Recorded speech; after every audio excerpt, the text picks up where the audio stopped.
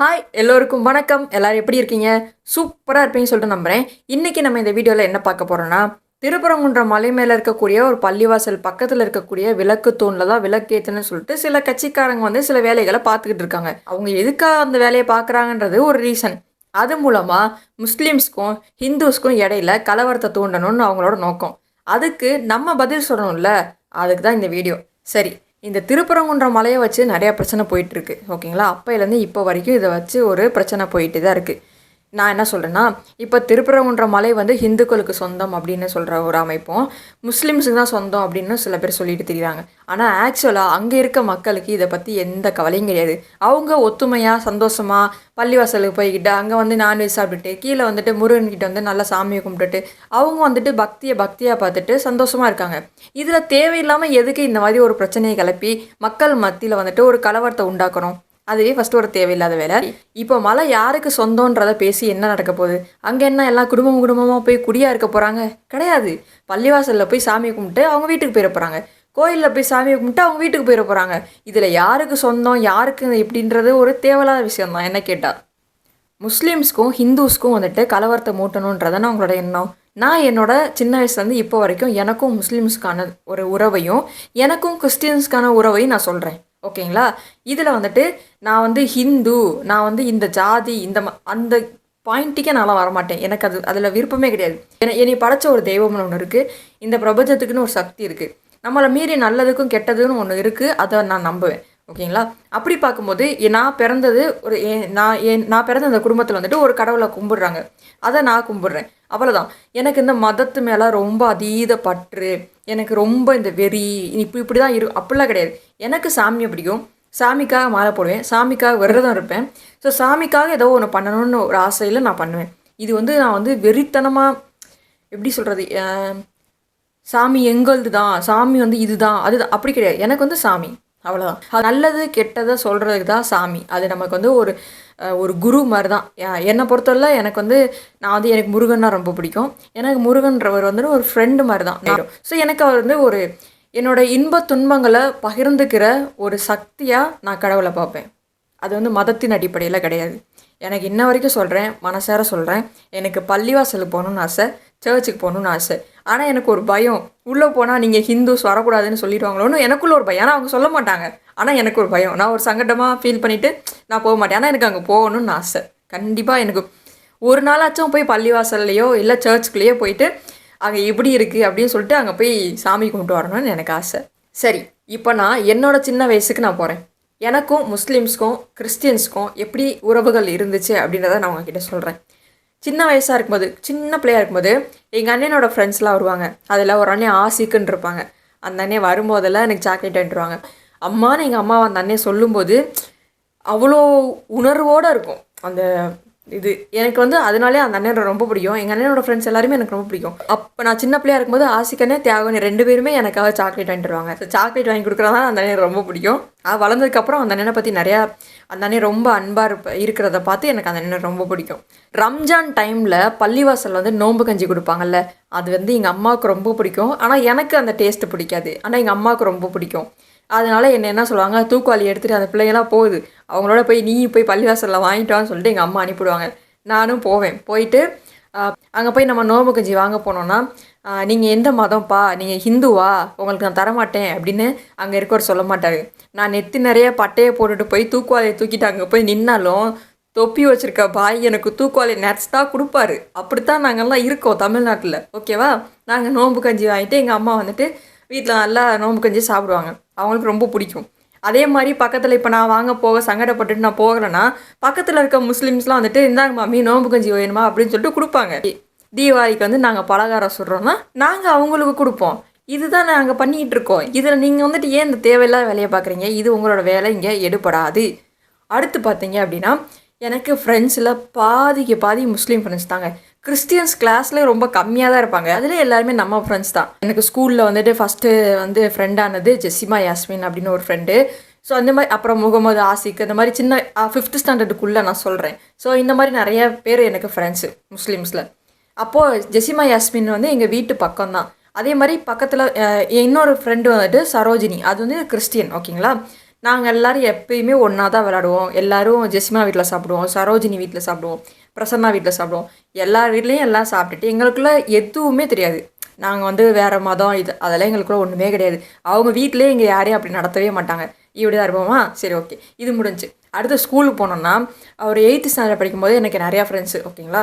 நவுரின் Rihanna, சுமையா இர்ஃபானா, ரிஸ்வானா, ஜீனத் நிசா, இந்த மாதிரி நிறையா ஃப்ரெண்ட்ஸு.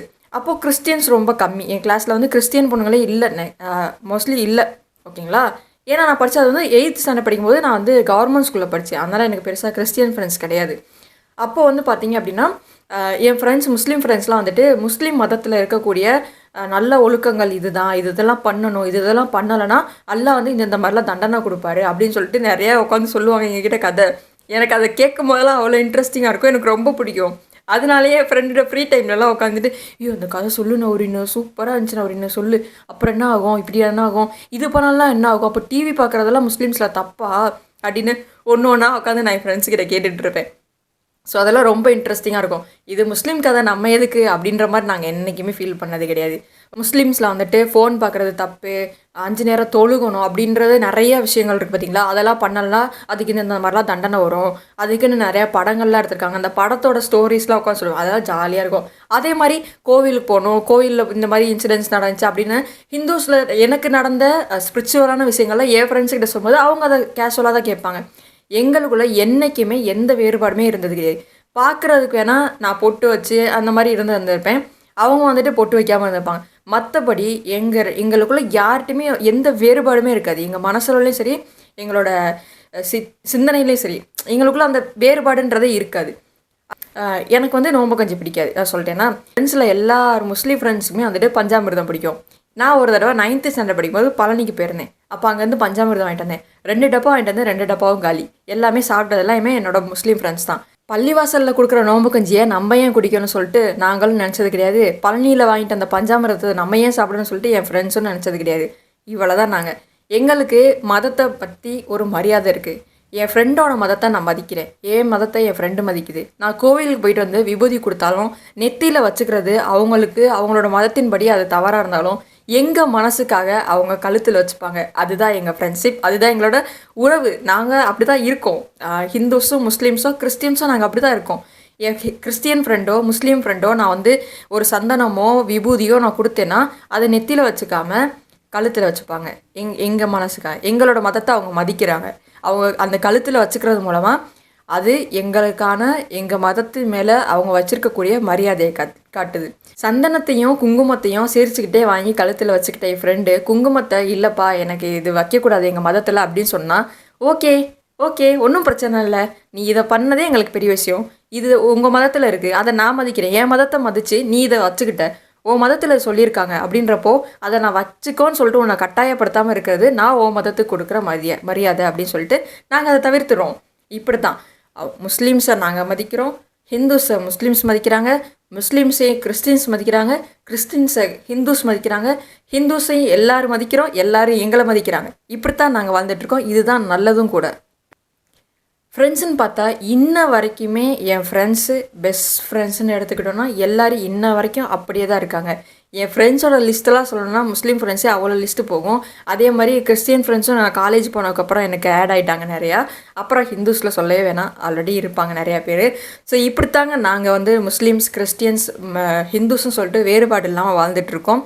இன்னும் ஒரே ஒரு பிரச்சனை, நீங்கள் தமிழ்நாட்டுக்குள்ளே வச்சு நீங்கள் அரசியல் பண்ணிகிட்டு இருக்கிறது இந்த ஜாதின்ற சனியனையும் வந்து நாங்கள் வந்துட்டு பெருசாக எடுத்துக்காமல் அதை விட்டுட்டோம்னு வச்சுக்கோங்க. இங்கே எவனும் நீங்கள் இதை வச்சு அரசியல் பண்ணவே முடியாது.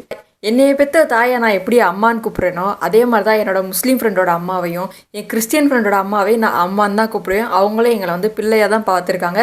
பிள்ளையாக பார்த்தா எங்களுக்கு சோறு போட்டிருக்காங்க, எங்கள் வீட்டுக்கு அவங்க வீட்டுக்கு போனால் நல்லபடியாக மரியாதையாக எங்களுக்கு வந்து நடத்தி சாப்பாடு போட்டிருக்காங்க. எல்லாமே வந்துட்டு ஒரு உறவுகள் மாதிரி தான் நாங்கள் வாழ்ந்துட்டுருக்கோம். எங்களுக்குள்ளே நாங்கள் ஒரு கிறிஸ்டியன் வீட்டுக்கு போனாலோ ஒரு முஸ்லீம் வீட்டுக்கு போனாலோ அந்த இடத்துல எங்களோட மதத்தை வச்சோ எந்த ஒரு சின்ன ஒரு மனஸ்தாபங்களோ அந்த வேற்றுமையே எங்களுக்கு தெரியாது. அந்த மாதிரி தான் நாங்கள் வந்துட்டு ஒரு உறவுகளாக தான் நாங்கள் வாழ்ந்துட்டுருக்கோம். அதில் நீங்கள் பண்ணுற அரசியல் என்றைக்குமே எடுபடாது. நாங்கள் எல்லாருமே மதத்து மேலே வெறி கொண்டு வக்கிரமாவோ கலவரத்தையோ ஒரு வன்மத்தையோ மற்ற மதத்து மேலே காட்டாமல் நாங்கள் எல்லாம் ஒரு உறவுகளாக இருக்கோம். அப்படி இந்த உறவுகள் மேலே வக்கரம் வச்சு கலவரத்தை தூண்டணும்னு யாராவது வந்தால் அந்த பேய் பிசாசு சைத்தானாக இருக்கக்கூடிய அதுகளை நாங்கள் என்ன பண்ணுவோம் தெரியுமா?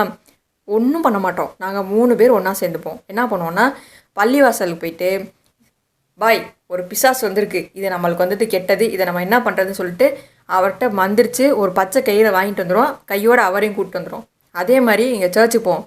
ஃபாதர், இந்த மாதிரி ஒரு பிசாசு வந்திருக்கு, நம்மளை வந்துட்டு பிரிக்கிறக்காக இங்கே ஒரு பிசாசு வந்திருக்கு, என்ன பண்ணலான்னு கேட்டுட்டு அவர்கிட்ட அந்த புனித நீரையும் வாங்கிட்டு சிலுவையும் வாங்கிட்டு ஃபாதரையும் கையோடு கோயிலுக்கு போவோம். கடவுள்கிட்ட வேண்டிட்டு சூரத்தில் இருக்க ஒரு எலுமிச்சம்பழத்தையும் வாங்கிட்டு அங்கே இருக்க பூசாரியையும் கையோட கூட்டிகிட்டு வந்து எல்லாருமா சேர்ந்து இந்த பேய் பிசாசு ஆகிய உங்களை நாங்கள் விரட்டி விடுவோம் அப்படின்னு நான் உங்களுக்கு அன்போடு தெரிவிச்சுக்கிறேன். ஏன்னா கடவுள் பூமின்றது ஒரு உருண்டை, ஓகேங்களா? இந்த யூனிவர்ஸில் பூமின்றது ஒரு சின்ன தூள். அந்த தூளுக்குள்ளே தான் நம்ம இருக்கோம். ஸோ அதில் எவ்வளோ இடங்கள் இருக்குது, அதில் நம்ம இத்தினியோண்டு தான். ஸோ அப்போ இந்த பூமியை கம்பேர் பண்ணும்போது நம்ம எத்தனையோண்டா இருப்போம்னு பார்த்துக்கோங்க. கடலுக்குள்ளே இருக்க உயிராக இருந்தாலும் சரி, தரையில் இருக்க உயிராக இருந்தாலும் சரி, வானத்தில் பறக்கிற பறவையாக இருந்தாலும் சரி, எல்லாமே நம்மளை மாதிரி வாழ வந்த ஒரு உயிர்னு சொல்கிறத விட்டுட்டு அதுகளை மாதிரி வாழ வந்த ஒரு உயிர் தான் நம்ம. அவ்வளோதான். அதனால் இந்த ஜாதி மதம் இதெல்லாம் விட்டுட்டு வாழ்ந்து பாருங்களேன், அந்த வாழ்க்கை சூப்பராக இருக்கும்.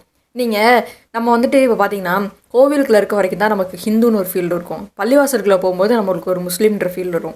சர்ச்சுக்குள்ளே போகும்போது நம்ம ஒரு கிறிஸ்டியன் ஒரு ஃபீல் வரும். ஆனால் நீங்கள் ஒரு காட்டுக்குள்ளே போங்களே, நீங்கள் யாருன்ற ஃபீல் அப்போ தான் உங்களுக்கு வரும். நம்ம ஒரு உயிர், அவ்வளோதான். அந்த இடத்துல ஒரு புலி வந்துருமா, ஒரு யானை வந்துருமா, நம்ம உயிர் போயிடுமா, நம்ம வந்துட்டு தாக்கப்பட்டுருவோமா, தாக்கப்படுறதுனால நம்மளோட உயிர் போயிடுமா அப்படின்னு தான் நம்ம யோசிப்போமே தவிர, அந்த இடத்துல நான் ஒரு ஹிந்து அதனால் என்னை இந்த யானை தாக்காது, நான் ஒரு முஸ்லீம் அதனால் இந்த புலியை நீ அடிக்க அப்படின்ற எண்ணம்லாம் நமக்கு வராது. நம்ம பேசிக்காக பார்த்தோம்னா நம்ம ஒரு மனுஷங்க, அவ்வளோதான். கடவுள் நமக்கு தான் வந்துட்டு பேசுகிற திறனை கொடுத்துருக்காரு. நல்ல வார்த்தைகளை பேசுவோம், நல்ல எண்ணங்களை சிந்திப்போம், நல்ல மனசோடு இருப்போம். நம்ம யாரையும் வேற்றுமையாக பார்க்க வேணாம், எல்லோரும் ஒற்றுமையாக இருக்கலாம். ஒற்றுமையே பலம். ஜெய்ஹிந்த். எப்பயும் இந்தியாவில் வந்துட்டு ஒரு மதம் அப்படின்றது கிடையாது. இந்தியாவில் நிறைய மதங்கள் இருக்குது. எல்லா மதத்து மக்களையும் அரசு வந்து மதிக்க வேணும். அதே மாதிரி எல்லா ஜாதி அப்படின்றத வச்சு எல்லாரையும் வந்து ஒடுக்காமல் எல்லாரையும் ஒத்துமையாக வச்சு பார்க்கணும். இதோட இந்த வீடியோ நான் முடிச்சுக்கிறேன். நாளைக்கு வேறு வீடியோவில் பார்க்கலாம். Tata bye. See you.